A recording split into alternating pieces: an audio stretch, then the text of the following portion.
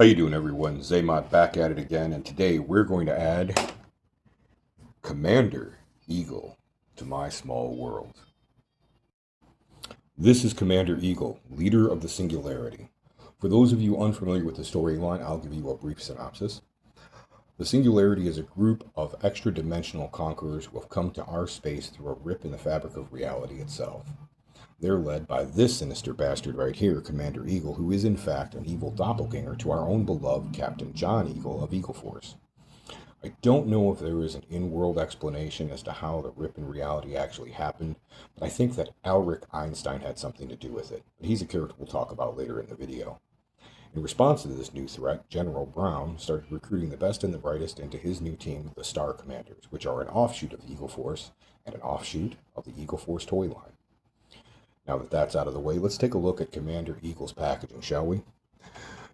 Commander Eagle comes on what is now familiar to us as the red backer card for Eagle Force, with the Eagle Force logo prominently at the top, the character's name, followed by his function, the character displayed prominently on the right side in his blister card, and on the left side we have this very nice comic book art.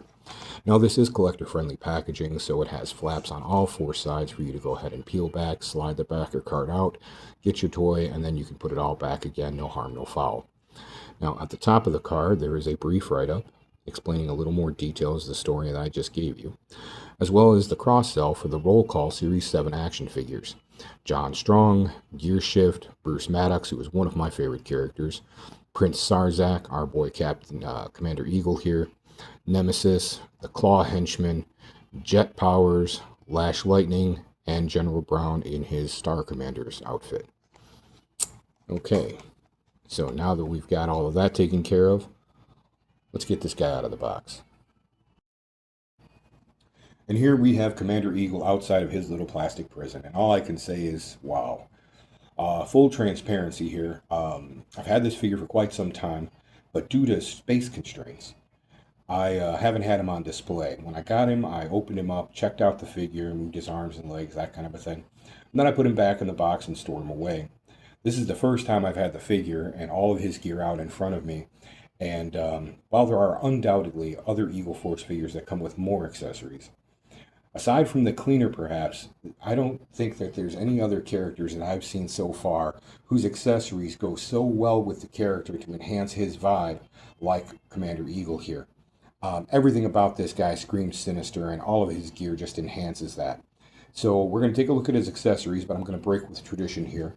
And I'm going to start with the Eagle because I have a little bit of a public service announcement dealing with this guy. When this guy comes out of the package, because he's in a little Ziploc baggie packed in behind the tray, behind Commander Eagle here, his wings are a little bit wonky. Now, I'm sure that some of it was molded and intentional because he is in a flying pose. I didn't like the way the wings were positioned, whether they were molded that way or whether they were just warped from packing.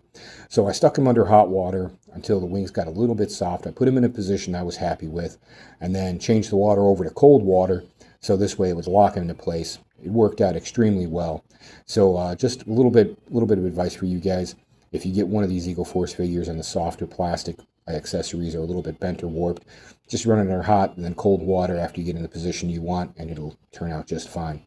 The Eagle here also comes with his own accessory in the form of this little plastic doodad. Now it is clear, and in the bottom of the Eagle there is a hole for you to take and plug this in. And what you do is after you get this plugged in, you plug this end into the back of Commander Eagle, and it positions the Eagle so it looks like it's flying behind him, backing him up. Now, I really like this, and I'll display this a little bit better later on in the video. And he doesn't come with just that one. He also comes with this Eagle. It's the Eagle at Rest. And I really love, again, the fact that he decided to paint a black and red Eagle for this guy just adds to a more sinister vibe. This almost gives me a Maltese Falcon vibe, if any of you have seen that old movie with Humphrey Bogart. But, there's a lot of really nice detail in the breast feathers, on the wings here.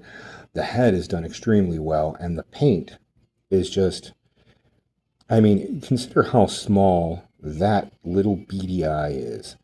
And that's painted extremely clean, as is the beak. So kudos to you guys. I really enjoy inclusions of pets with characters like that. I think that stems from my old G.I. Joe days. We're going to move on to the accessories with the hands. We're going to start with these hands here. These hands are different from the rest of the group. There's only two of them, a left and right C-grip hand, and what they are is they are cybernetic hands or robotic hands, and they are on a vertical hinge. And while you can do whatever you like to with them, I mean, it's your toy after all, these are included to go ahead and complete the overall transformation of Commander Eagle into the Singularity robot with that head. So I really love that they included something like that to go ahead and sell the gimmick a little bit better. The character also comes with the obligatory two-fisted action.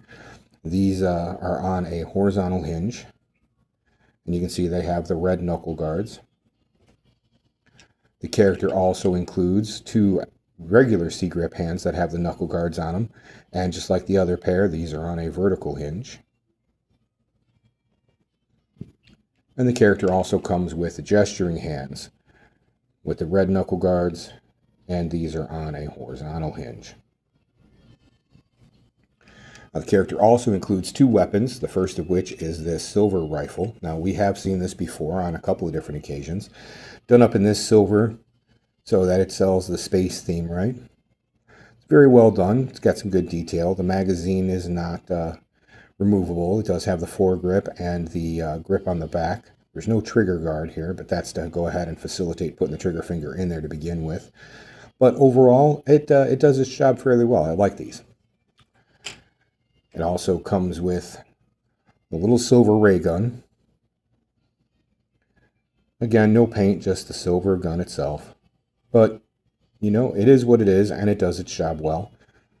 It serves its purpose. The character does come with two alternative heads. As I said earlier, it comes with this head, which is the Singularity robot. Just has a single sensor in the front for an eye. The paint is done extremely well. It sells that black and red paint scheme that starts with the figure's flight suit and continues on to this head. And then it also comes with this head. Now, if you look really close, you can see that is, without a doubt, an excellent representation of Albert Einstein. But he is from the Singularity, so he is an extra-dimensional doppelganger of our Albert Einstein. This is Alric Einstein. And this guy wields physics like a weapon. Hence why I said earlier that I thought he probably had something to do with the tear in reality that caused all of this issue. So the figure comes with him as well. The figure also comes with a little red beret. Now, it does have a black hat band painted onto it, but there is no logo anywhere on the hat. It's done very well. It's just your standard beret. And it fits on the figure's head very well. Although with the beret and that little mustache, it looks like he needs a paintbrush underneath the Eiffel Tower or something. So we'll go ahead and we'll take that off. The character also comes with this. And I'm a sucker for bubble helmets. And you can see the harness that this guy is wearing here. This harness is designed so that this bubble helmet, which does split apart, goes on the figure's head and then locks into the collar of the harness. And I'll go ahead and I'll demonstrate that right after we get to the articulation itself. And let's go ahead and let's take a look at the man himself. Let's take him off this stand. And let's take a good solid look at this guy. I mean, look at that face. That is a sinister dude right there. Kind of gives me a cross between Snidely Whiplash and Major Blood from G.I. Joe. All in all, love the way the character looks, love the appearance. And, you know, he has the standard Eagle Force articulation that we've come to expect at this point. Head on a barbell, gets down about that far, up about straight. The vertical hinge on the shoulders with a 360-degree rotation. Has a single joint at the elbow, which gets you a little bit better than 90 degrees. It, too, is on a 360-degree rotation. His wrists have a vertical hinge because he has the trigger hands, like I said earlier, and they also rotate 360 degrees.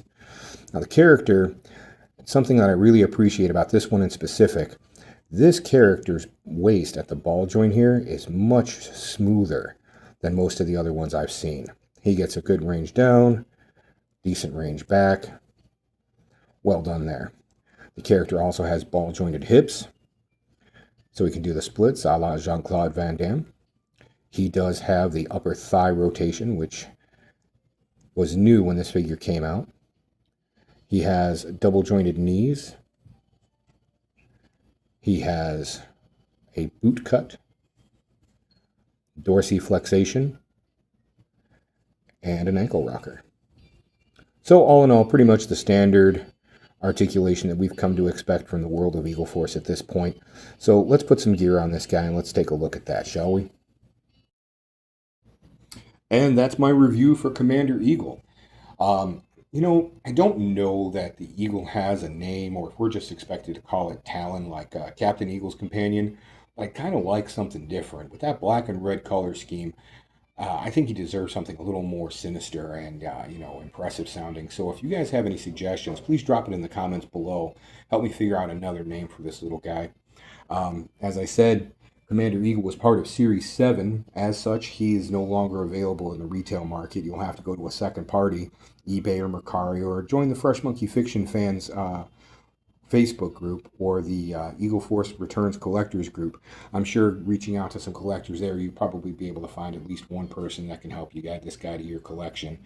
What is available for retail, however, is right now at Big Bad Toy Store.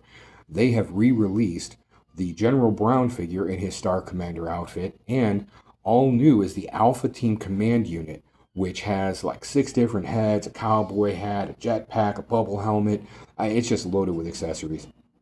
I'd highly recommend you go and check that out to support the line, because if we don't support the line, guys, guess what? The line goes away. They're not going to make toys that don't sell. I mean, that's just the reality of it. And us 1/18th guys, we got to stick together, right? So that's it. I thank you for watching. I've been Zaymot. And remember, we don't stop playing because we grow old. We grow old because we stop playing. So play with your toys.